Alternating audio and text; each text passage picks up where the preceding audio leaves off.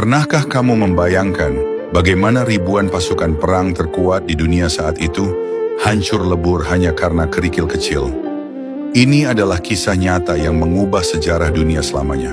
Kita mundur ke tahun 570 Masehi.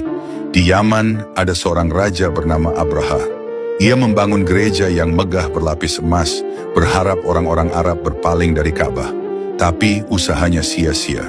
Ka'bah tetaplah pusat hati manusia. Dibakar api cemburu dan kemarahan, Abraha menyiapkan pasukan terbesar yang pernah ada. Ia membawa ribuan prajurit dan pasukan gajah raksasa. Tujuannya satu, meratakan Ka'bah dengan tanah. Suara langkah kaki gajah mengguncang bumi Mekah. Penduduk kota panik dan lari bersembunyi ke bukit-bukit. Tidak ada yang berani melawan. Saat itu, kakek Nabi, Abdul Muthalib, menemui Abraha. Bukan untuk memohon, tapi meminta untanya dikembalikan. Ketika Abraha heran kenapa ia tidak membela Ka'bah, Abdul Muthalib berkata dengan tenang, "Aku adalah pemilik unta-unta ini, sedangkan rumah itu, Ka'bah, ada pemiliknya sendiri yang pasti akan melindunginya." Dan benar saja, saat pasukan gajah hendak menyerbu, keajaiban pertama terjadi. Gajah terbesar mereka, yang bernama Mahmud, tiba-tiba duduk.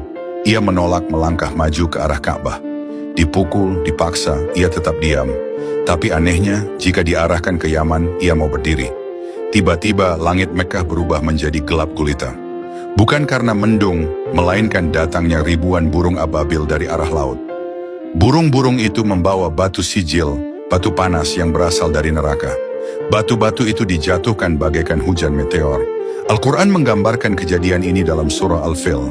Faja'alahum ka'asfim ma'kul. Mereka hancur lebur bagaikan daun yang dimakan ulat.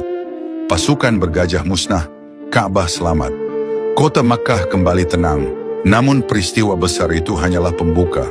Sekitar 50 hari setelah kejadian menggemparkan itu, tepat pada subuh hari Senin, 12 Rabiul Awal, keajaiban yang sesungguhnya terjadi. Di sebuah rumah sederhana, dari rahim ibunda Siti Aminah, lahirlah bayi laki-laki yang wajahnya bersinar terang. Langit dipenuhi cahaya, api-api sesembahan majusi padam, dan berhala-berhala di sekitar Ka'bah jatuh bersujud.